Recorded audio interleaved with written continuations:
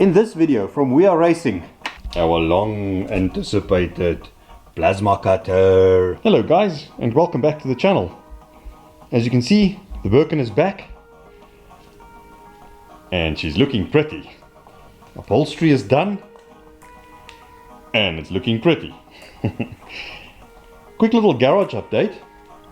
We received a couple of new toys. Hydraulic press. Thank you, Freddie Page. And our long anticipated plasma cutter. And I'll quickly insert the clip here of when we actually received it. So now that the compressor is off, it's what time at night, and well, you just got new toys and tools. Not that late. According to you. I'm happy the neighbors like us. Yeah. We've got very loving neighbors. Without them, we wouldn't be able to do most of the stuff we do. I wonder if you really need a helmet for this stuff. Yes, it makes a flipping big arc, yeah.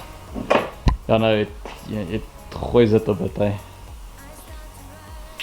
Yeah, you can make it less than the welder because it doesn't make a arc as big as the welder, but Difficult to see, eh? yeah. Plug doesn't like. Maybe put it in at the plug at the top.